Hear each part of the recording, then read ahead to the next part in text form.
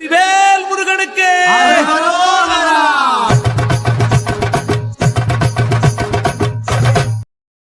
உலகம் முழுவதும் பறந்து விரிந்து வாழ்ந்து கொண்டிருக்கின்ற தமிழ் சொந்தங்களுக்கு இது உங்களுடைய ஜோதிட ஆசான் யூடியூப் சேனல் வழியாக உங்களை வரவேற்பதிலும் சந்திப்பதிலும் மிக்க மகிழ்ச்சி அடைகிறேங்க.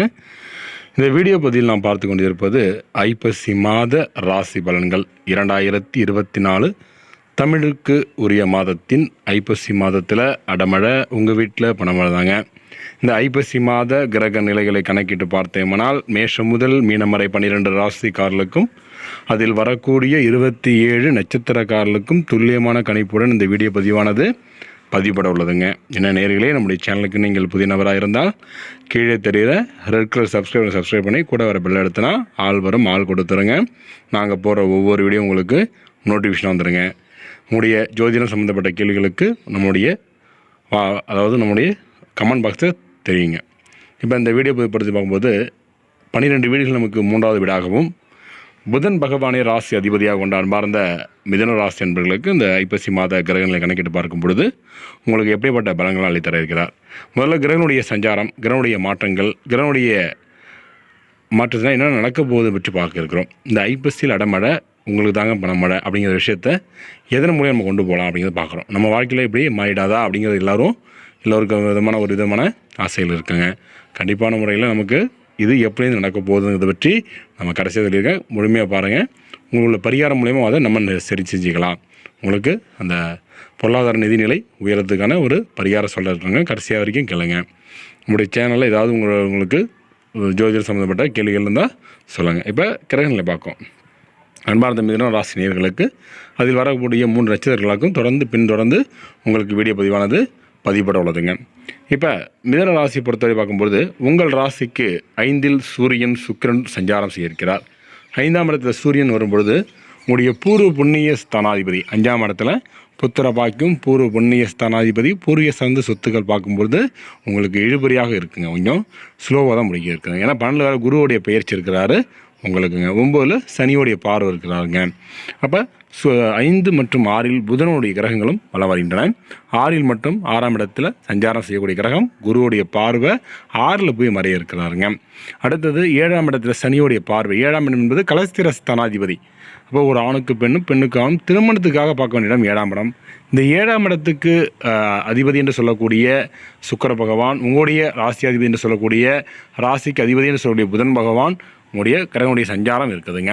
அப்போ இது நாள் வரைக்கும் இல்லாத அளவுக்கு உங்களுக்கு வாழ்க்கையில் உங்களுடைய மனைவியை சார்ந்து கணவன் மனைவிக்குள் நெருக்கம் உண்டாக இருக்குதுங்க. 8ஆம் இடத்துல செவ்வாய் இருக்கும்போது செவ்வாயோடு சேர்ந்து கேது ஆட்சியாடுறாரு. உடன் பிறந்தவர்களால் கொஞ்சம் உடலில் அதாவது மன வருத்தம், பண வருத்தம் எல்லாம் வர இருக்குதுங்க. கொஞ்சம் சற்று உடன் பிறந்தவர்களால் கொஞ்சம் நிதானம் தேவைப்படுங்க. 9 அதாவது 2ல் ராகு உள்ளாருங்க. 2ஆம் இடத்தில் ராகுவும் உங்களுக்கு 8ஆம் இடத்தில் கேதுவும் சஞ்சாரங்கள் செய்கின்றன. அப்போ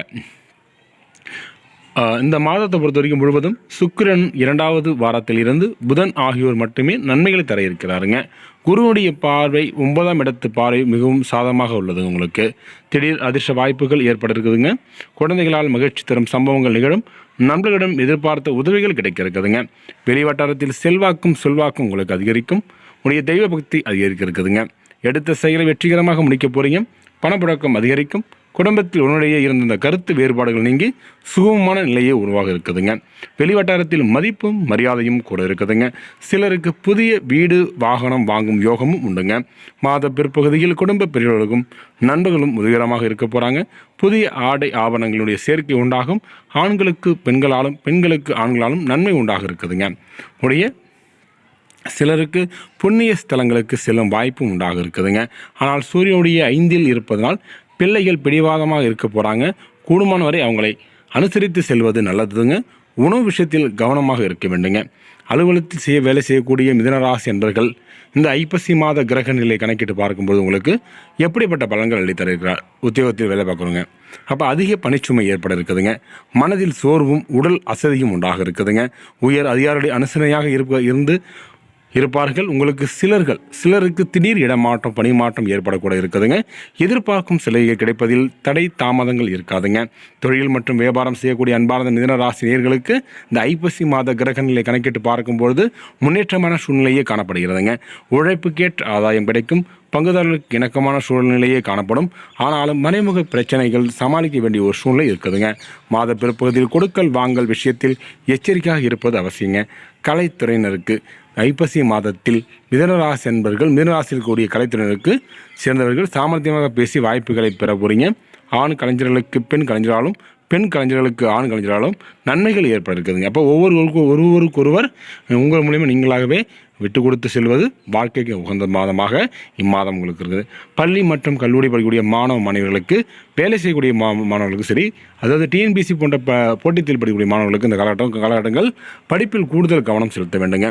பெற்றோர்கள் மற்றும் ஆசிரியருடைய ஆலோசனைகள் கேட்டு நடப்பது நல்லது. தேவையற்ற சவாசத்தை தவிர்க்க வேண்டியது அவசியம். குடும்பத்தை நிர்வகிக்கும் பெண்மணிகளுக்கு மிதுன ராசியில் பிறந்தவர்களுக்கு இந்த ஐப்பசி மாத கிரக நிலை கணக்கிட்டு பார்க்கும் பொழுது உங்களுக்கு உறவினர்கள் மத்தியில் மதிப்பு மரியாதை கூடும். கணவனுடைய அன்பும் அவருடைய வழி உறவினர்களால் நன்மைகளும் ஏற்பட இருக்குதுங்க. சிலருக்கு வெளியூர் புண்ணிய ஸ்தலங்களுக்கு செல்லும் வாய்ப்பு உண்டாக இருக்குதுங்க. அலுவலகத்துக்கு செல்லும் அதிர்ஷ்ட பெண்மணிகளுக்கு சலுகைகள் ஏற்பது கிடைக்குதுங்க. உங்களுக்கு நீங்கள் உங்களுடைய சந்திராஷ்டம் தினம் ஒவ்வொரு மாதம் வரக்கூடிய சந்திராஷ்டம் தினத்தன்று அதாவது முடிந்த வரைக்கும் நீங்கள் கவனமாக இருப்பது நல்லதுங்க. ஏன்னா உங்கள் சந்திராஷ்டம் தினம் அன்று உங்களுக்கு என்ன நடக்குது, எந்த மாதிரியான பிரச்சனை வரும் என்பது உங்களுக்கு தெரியாத விடுங்க. அப்போ சந்திராஷ்ட தினத்தை குறித்து தெரிஞ்சுங்க. காலண்டரில் உங்கள் நட்சத்திரம் இன்னைக்கு சந்திராஷ்டமா, இன்றைக்கி சந்திராஷ்டம் இருந்தால் என்ன பண்ணணும் அப்படின்னாக்கா மௌனமாக இருப்பது, அமைதியாக இருப்பது, யாரும் அதிகமாக பேசாமல் இருப்பது, உங்கள் வீட்டிலேயே அலுவலகத்தில் பிரச்சனை எழும் என்ற எண்ணம் தோண்டு கொண்டே இருக்கிறது. உங்களுடைய வண்டி வாகனத்தில் போகும்போது செல்லும்போது கொஞ்சம் சற்று கவனம் தேவைப்படுங்க. அப்போ அக்டோபர் மாதம் 18, 19 தேதிகளிலும் நவம்பர் மாதத்தில் 13, 14, 15 ஆகிய தேதிகளிலும் உங்களுக்கு சந்திராஷ்டம் நிகழ இருப்பதால் எதிலும் கூடுதல் எச்சரிக்கை வேண்டாம். ஒரு மாதத்தில் உங்களுடைய சந்திராஷ்டம் தினத்தன்று உங்களுடைய நட்சத்திரம் சார்ந்து சந்திராஷ்டம் வரும்பொழுது அந்த நாளில் நீ குறித்து வேண்டிய அமைதியாக இருங்க. அந்த மாதமே உங்களுக்கு போயிடுங்க. அதேமாரி ஒவ்வொரு மாதம் வரக்கூடிய நீ சந்திராஷ்டம் ஓட்டினாலே உங்களுக்கு பாதி பிரச்சனை இல்லைங்க, முழு பிரச்சனையும் குறைஞ்சிருங்க. எதுக்காக சந்திராஷ்டம் வரும்பொழுது நீங்கள் அமைதியாக இருக்குன்னு சொன்னால் சந்திரன் அஷ்டமாக வராரு. அப்போ சந்திரன் அஷ்டமாகும்போது அவன் 8ஆம் இடத்துல அஷ்டமஸ்தானம் என்பது 8ஆம் இடத்தை பார்க்குறாரு. அப்போ உங்களுடைய சந்திரன் அஷ்டமாகும்போது சந்திரன் ஒரு மனோகாரகன். மனதெல்லாம் யோசிச்சு விட மாட்டார், மனதெல்லாம் குழப்பத்தை கொண்டு பண்ணுவார், ஏதோ யார்கிட்டே சண்டை போகணுங்கிற எண்ணத்தை உருவாக்குவார். இதெல்லாம் நீங்கள் குறைக்கும் போது உங்கள் வாழ்க்கையில் தெளிவாக இருக்குங்க. அதெல்லாம் குறைச்சிங்க. சரி, உங்கள் அதிர்ஷ்ட நாட்கள் என்று சொல்ல பார்க்குறோம். சரிங்களா? அதிர்ஷ்ட நாட்களை பொறுத்தவரை உங்களுக்கு மாதம் உங்களுக்கு அக்டோபர் மாதத்தில் 23, 25, 29, 30 ஆகிய அதிர்ஷ்ட நாட்களாகவும், நவம்பர் மாதத்தில் 2, 3, 9, 10, 11 ஆகிய தேதியில் அதிர்ஷ்டமாக இருக்குதுங்க.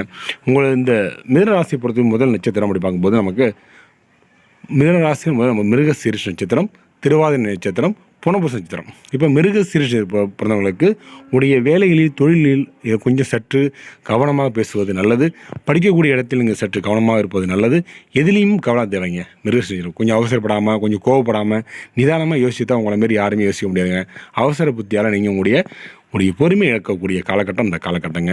அடுத்தது மிதுன ராசியில் திருவாதிரை நட்சத்திரங்கள், திருப்பங்கள் நிறைய நடந்துராதா அப்படிங்கிறது எதிர்பார்க்கக்கூடியவர்கள் இந்த காலகட்டம் உங்களுக்கு நல்ல விதத்தில் உங்களுக்கு மாற்றங்கள் இருக்குதுங்க. அடுத்து பார்க்கும்போது உங்களுடைய பிள்ளைகளால் பெருமை உண்டாகும். புத்திர பாக்கியத்துக்காக காத்து கொண்டு அதாவது குழந்தை பாக்கியத்துக்காக காத்து கொண்டு இருந்த காலகட்டம் உங்களுக்கு புத்திர பாக்கியம் கிடைக்கப்பட்டு மன மகிழ்ச்சி அடைபடுறீங்க. திருமணத்துக்காக இருப்பது உங்களுக்கு காத்து கொண்டிருப்பது இந்த காலகட்டம் திருமணம் அமைய பெற்று நல்லா மன மகிழ்ச்சி அடைய போகிறீங்க. புனர்பூச நட்சத்திரத்தை பற்றி பார்க்கும்போது குடும்பத்தில் சண்டை சச்சரவு இருக்குங்க, கொஞ்சம் பார்த்துருங்க. இந்த காலகட்டத்தில் பேச்சில் நிதானம் தேவை. உங்களுடைய யோசிக்கக்கூடிய விஷயங்கள் நல்ல விதமாக இருக்கட்டும். தீய எண்ணங்கள் வேண்டாம். அப்பப்போ கொஞ்சம் மைண்டு அப்பப்போ அப்செட் ஆகுதுங்க. ஏன்னா உங்கள் வாழ்க்கையில் இருக்கக்கூடிய பிரச்சனை அந்த மாதிரி, அதனால் குறைச்ச முடியாது. பிரச்சனையால் நீங்களும் ஒரு மைண்டு அப்செட் ஆகுதுங்க. கணவனை பேசும்போது கொஞ்சம் சற்று கவனம் தேவைப்படும். பிள்ளைகளால் பெருமை உண்டு. பிள்ளைங்கள் விஷயம் ஜாக்கிரதையாக இருங்க, அசால்ட்டாக இருக்காதுங்க. பிள்ளைங்களுக்கு ஒரு சின்ன பிரச்சனை ஏற்படுறதுக்கான அறிகுறிகள் இருக்குதுங்க. இதில் பார்க்கும்போது இப்போ 3 நட்சத்திரம் தெரிஞ்சுங்க. ஓகேங்களா? 3 நட்சத்திரக்காரங்களும் நீங்கள் அதாவது மிதுனராசி அன்பர்களும் அதில் வரக்கூடிய 3 நட்சத்திரம் வீடியோ கேட்டீங்களா? இப்போ உங்களுக்கு அந்த 6 விளக்கு, அதாவது வேல் நடுவில் வச்சு 6 விளக்கு எரியிற மாதிரி ஒரு விளக்கு இருக்குதுங்க. அதை வாங்கிங்க. 6 விதமான எண்ணெயை ஊற்றி விளக்கு போடும்போது உங்களுக்கு எல்லா விதத்திலும் நன்மை தருவார். முருகன் அருளால் 6 முகம் அருளிடும் அனுதினமும் 7 முகம் முருகா. உங்களுடைய பரிகாரத்தை பொறுத்தவரையில் புதன்கிழமைகளில் பெருமாளுக்கு துளசி மாலை அணிவித்தும் நெய்தீபம் ஏற்றி வழிபடுவதும் ஞாயிற்றுக்கிழமையில் சூரியனை வழிபடுவதும் நன்மை தரும். நேயர்களே, மிதன ராசி அன்பர்களும் அதில் வரக்கூடிய 3 நட்சத்திரங்களும் வீடியோவை பொறுமையாக கேட்டு ரொம்ப நன்றிங்க. அடுத்தடுத்து நல்லதொரு வீடியோ பற்றி சந்திக்கும் மாதிரி உங்களிடம் விடுபடுது உங்கள் யூடியூப் சேனல் சப்ஸ்கிரைப் பண்ணுங்கள், ஷேர் பண்ணுங்கள், லைக் பண்ணுங்கள், கமெண்ட் பண்ணுங்கள். தொடர்ந்து இணைந்தீர்கள். நன்றி, வணக்கங்க.